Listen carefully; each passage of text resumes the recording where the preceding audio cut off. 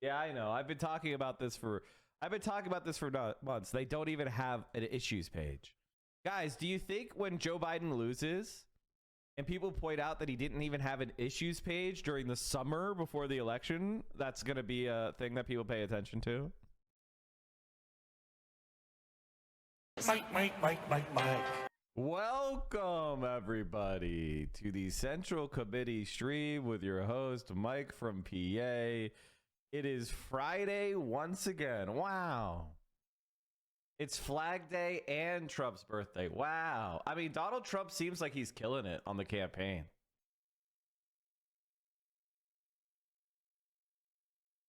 Donald Trump is killing it.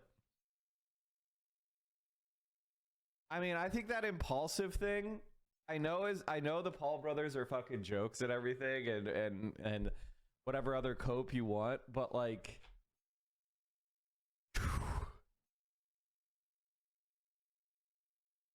I don't know. I think Trump looked rested. I think he looked composed. I think he looked personable. Biden is just so bad. He's the worst president in the history of our country. You should make a diss track on him. Yeah, we'll do something. Do you think that you're starting to soften your views on some of the networks that you may have not gotten along with in the past? No, they're fake news. He had a street fight this past week. And how did it work out? How you think, Mr. President? I think he probably did pretty good. I've watched enough of you fighting. It was a real bad L for the Biden campaign. They can't really compete. They can't really compete as far as like campaigning goes.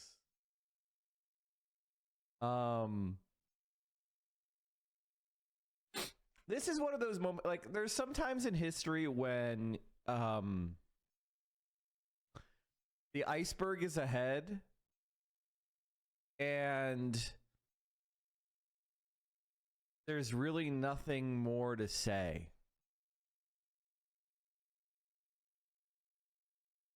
You know, like even if we got the engines in you know, full, you know, all ahead flank and we put the rudder up against the stops, we can't turn in time.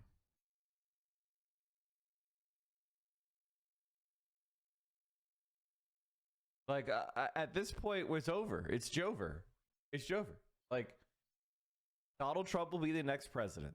So now we need to be focusing on what we could do to mitigate the harm.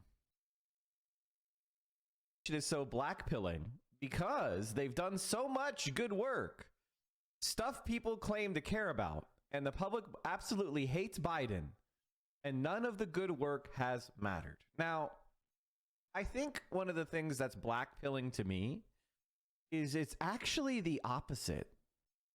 Biden has done almost nothing.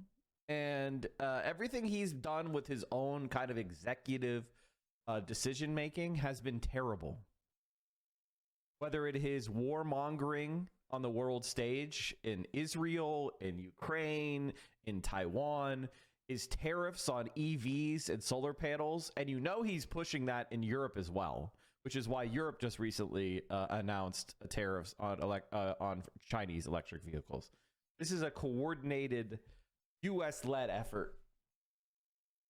And I think like one of the issues that we've got here is kind of a failure to recognize that he's been a failure, and kind of this wish casting of buying the propaganda from the Democratic Party. And I just responded off the cuff. I could have written something even more thorough, and perhaps I should do that. Why Biden's been a bad president. And what to do about it. Just so you know, the investigation into collusion of the housing market by landlords facilitated by an online market information website, specifically RealPage, is one larger arm of the Biden administration's generally aggressive. By the way, they're not aggressive in monopolies. They're just more aggressive than Trump or Obama, which is basically saying more aggressive than what's the least aggressive fucking thing? What is the least aggressive thing? A manatee? They're slightly more aggressive than a manatee, but I don't see them making any actual federal actions. And I said, housing is people's number one expense, and it's the most unaffordable it's been in 40 years. Fact. There have been massive spikes in serious poverty, record homelessness, and congestion is up. I mean, traffic congestion. And all I'm trying to say is a lot of visible problems that make people miserable and a political class that denies it. Now, you could say, hey, Mike, they're attacking landlords. What do you have to complain about? And my response is, housing is more expensive than it has been in 40 years. And they say, well, they're trying. And it's like, no, that is exactly the problem we have in politics today, is that people substitute trying with success. If you're not achieving success, you're not successful.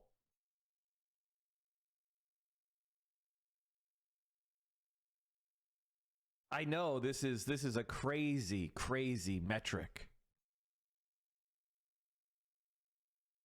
Doesn't matter how bad Joe Biden is, the media will tell you guys how to vote. You will vote for him anyway. No, dude, you don't have to run the right-wing playbook. We're already not voting for Biden. Don't worry. Don't worry. I'm gonna be pushing as hard as I can to defeat Joe Biden. Don't worry about that. It's already Jover. He can't win me over at this point. Like, I mean, he could win me over, but he's not going to do what he needs to do to win me over. So don't worry about it. It's Jover for me. And anybody who wants my respect.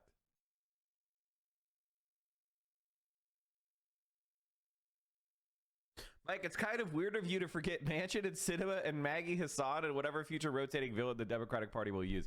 Well, is the Democratic Party ruthlessly enforcing the party line on their nominees? Are they getting assurances before they pledge to support a candidate that they will actually support the party? Are they doing anything to ensure that we're not going to end up, even if the best case scenario happens, exactly the same thing that happened in 2021? Here's the thing here's the problem that we're in. Because if all of us believe that Joe Biden just needs one more term and the Democrats just need one more term and one more chance at the trifecta, and they get it, and then they don't do anything again, are the excuse makers going to stop making excuses? Are they going to say this enough is enough? My post is a direct refutation of the idea that Biden has been successful. Hope that helps. Housing is a local and regional problem. Want more housing? Go to local city halls and vocalize your support for more housing construction. Now, chat, I want you to understand something. There is nothing that's more useless than this. This is objectively one of the most useless things I've ever heard. This is somebody who has never done this because it does not work. You are a fucking moron. You are a complete moron. And it's embarrassing. Loads of NIMBYs show up. Lots of stuff is halted because of pushback. Biden and the feds have a minute role. Blame your mayors and governors. So in other words, every single state has a housing crisis, but it's actually because every single municipality and every single state are all just, it's all your fault. You're not virtuous enough. You didn't go to your local city hall.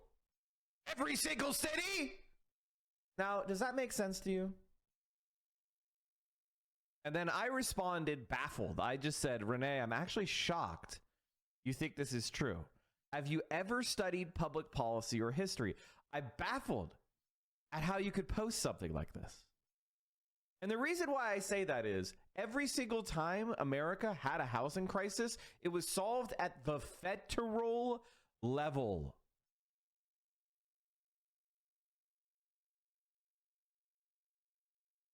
It's solved at the federal level with federal housing. Let's look at this. Housing crisis of the 1930s.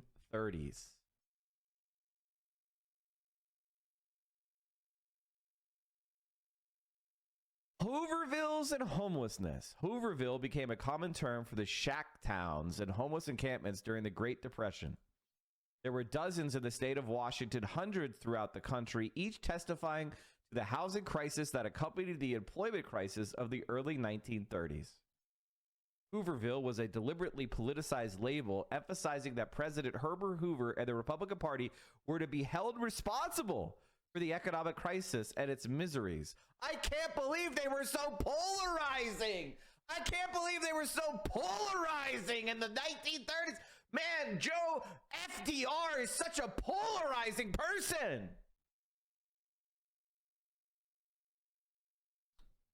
Seattle's main Hooverville was one of the largest, longest lasting, and best documented in the nation. It stood for 10 years from 1931 to 1941. Covering 9 acres of public land, it housed a population of 1,200, claimed its own community government, including an unofficial mayor, and enjoyed the protection of left-wing groups and sympathetic public officials until the land was needed for shipping facilities on the eve of World War II. Seattle is fortunate to have the kind of detailed documentation of its Hooverville that other cities lack. We've compiled these unique resources here, included our photographs, city documents, a 1934 sociological survey of residents, a short memoir written by the former mayor of Hooverville, and more. We are grateful to the Seattle Municipal Archives, King County Archives, and the University of Washington Library Special Collections for permissions to incorporate materials in their collections. Now, I want you to understand that everything you're seeing today has happened before, and there was a federal solution to it.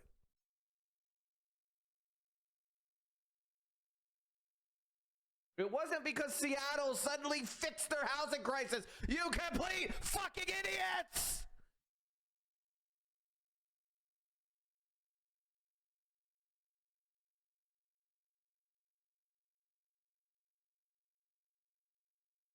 By 1932, millions of Americans were living outside the normal rent paying housing market. Many squeezed it with relatives. Unit density soared in the early 30s. Some squatted, either defying eviction and staying where they were, or finding shelter in one of the increasingly number of vacant buildings. Does this sound like anything to you? It's almost as if we've seen this movie before, you dumb piece of shit, you subhuman liberal scum. And hundreds of thousands, no one knows how many, took to the streets, finding what shelter they could under bridges and culverts and vacant public land where they built crude shacks. Some cities allowed squatter encampments for a time, others did not.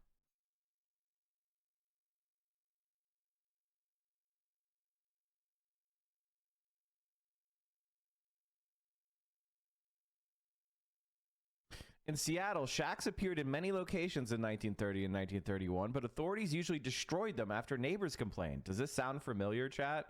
Does any of this sound familiar to you?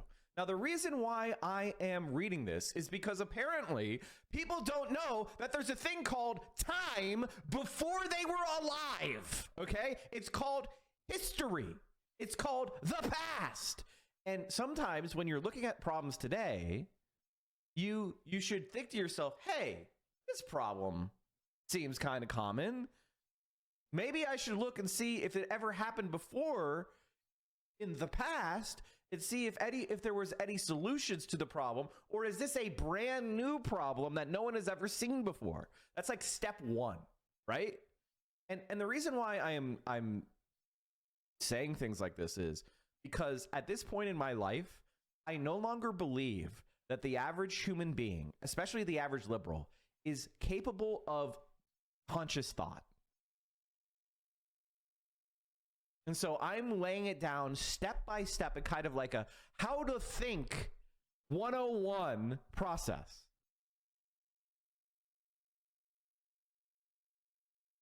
What became the city's main Hooverville started as a group of little huts on the land next to the Elliott Bay south of Skid Row, as Pioneer Square area has been called. This was the Port of Seattle property that has been occupied by Skidder and Eddy Shipyard during the World War I. Today, the 9-acre site is used to unload container ships. It is west of Quest Field and the Alaska Viaduct. By the way, I bet you there's Hoovervilles right by it now. Does anybody in Seattle... Are there homeless encampments in this area? Do we have any Seattle chatters?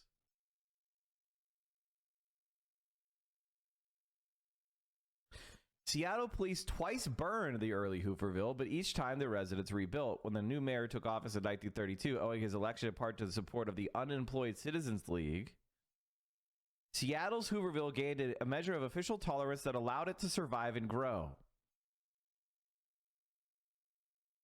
By 1934, nearly 500 self-built one-room domiciles were scattered over the terrain in insane disorder. According to Donald Roy, a sociology graduate student who studied the community, he counted 639 residents in March of that year, all but 7 of them men. Most were unemployed laborers and timber workers, few of whom had held any jobs in the previous 2 years. It was a highly diverse population. Most were white, with the majority of them foreign-born, especially Scandinavians. Those fucking lazy Swedes! Benjamin Franklin was right. They're not white. Deport them all. Non-whites composed 29% of the colony's population, including 120 Filipinos, 29 African Americans, 25 Mexicans, 4 Native Americans, 4 South Americans, and 2 Japanese. Roy found the relaxed social atmosphere remarkable, describing an ethnic rainbow where men of many colors intermingled in shabby camaraderie.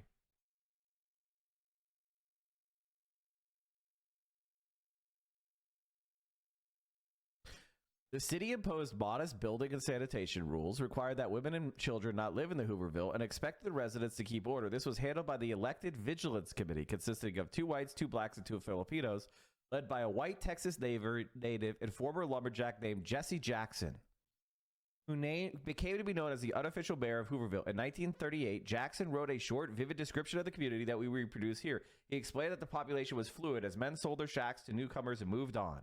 And at its maximum during the winter months, when it would reach a high as 1,200. He was proud of the self-built community, saying Hooverville is the abode of the forgotten man.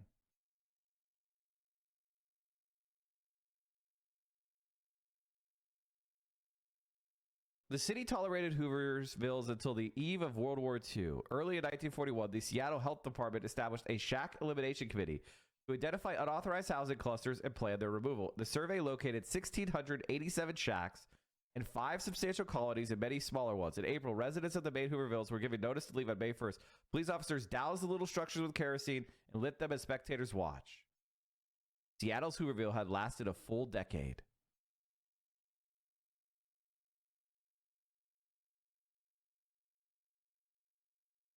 We see in the New Deal.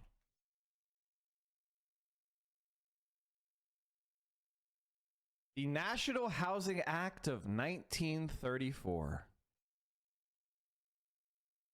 Enacted June 27, 1934, also called the Better Housing Program, was part of the New Deal passed during the Great Depression in order to make housing and home mortgages more affordable.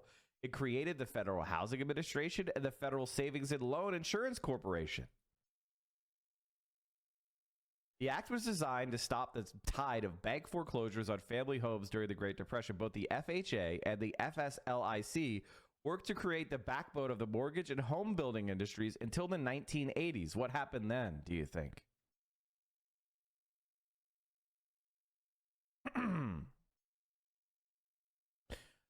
Author Richard Rothstein says the housing programs began under the New Deal were tantamount to state-sponsored system of segregation. Now, I don't know if you know this, Chad. There was already state-sponsored segregation. What's fascinating about the New Deal is it built housing for poor people.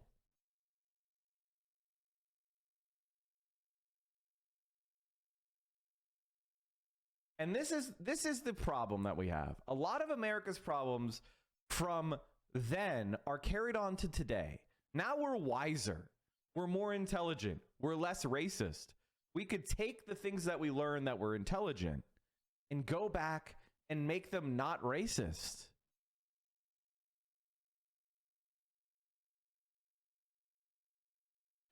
The United States Housing Act of 1937, sometimes called the Wagner-Steagall Act, provided for subsidies to be paid from the United States federal government to local public housing agencies to improve living conditions for low-income families.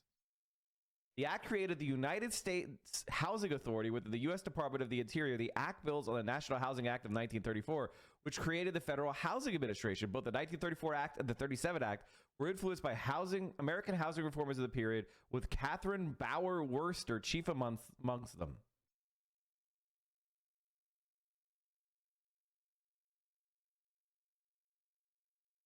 Although initially controversial, it gained acceptance, and provisions of the act have remained, but in amended form. The Housing Act of 1937 sought to eliminate what what President Franklin Delano Roosevelt described as habitations which not only fail to provide the physical benefits of modern civilization, but breed disease and impair the health of future generations. The legislation outlined 4 goals: providing housing, renewing existing living areas, decreasing density, and the construction of sustainable communities. Now, this is where I disagree. Back then, they had a lot of dumb ideas about the suburbs and yards and density being the cause of social problems, etc. And for a lot of reasons, they were right, because back then there were unregulated tenements. Like the libertarians of today, that's what they want. They want to build tenements again that are unregulated, dangerous, and diseased, and full of pests. That's what people were living in. So they had this idea of like, oh, clean air, and we'll build housing in the suburbs, and we have so much land. Why not? But now, and then here's why the New Deal wasn't perfect. In order to deflect accusations of socialism and to protect private developers from competition, the act required the demolition of the same number of units of housing as would be built. Furthermore, it severely restricted the income of people who could reside in the new housing. It also limited the amount that could be spent to build the housing to $5,000 per unit, which was very low even at the time. These construction projects were carried out by local housing authorities, between the federal government providing the funding. Between 1939 and 1943, 160,000 units were constructed.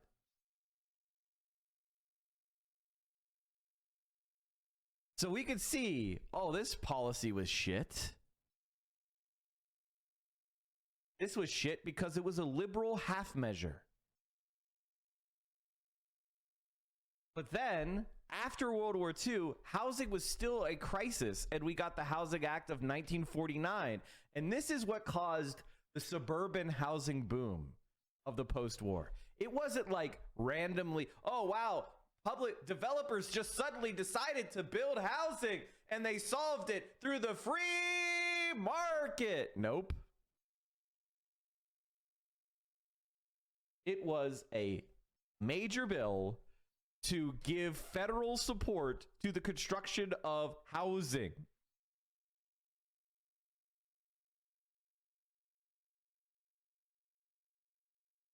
Truman campaigned for a second term in the 1948 presidential election with a platform promising to provide for slum clearance and low-rent housing projects.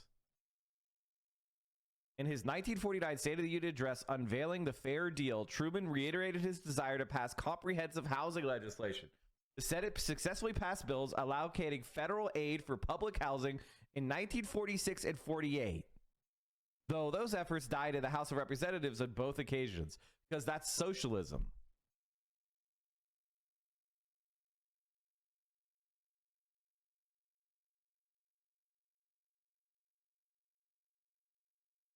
Authorized $1 billion in loans to help cities acquire slums and blighted land for public and private redevelopment. It also allotted $100 million every year for 5 years for grants to cover 2/3 of the difference between the cost of a slum land and its reuse value. Then it had FHA for mortgage insurance. Required that public housing authorities demolish or renovate one slum dwelling unit for every public housing apartment they built.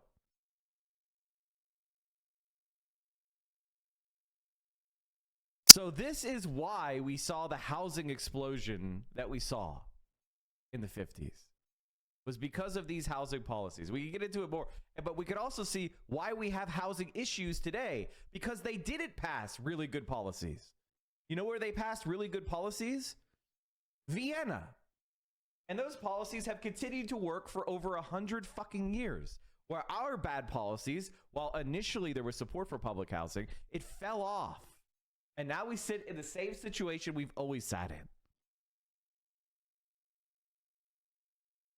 She has no idea who Mike is. Mike. I don't know who you are. I don't know where you are. But you may want to start changing your ways. Change new ways. changing your name.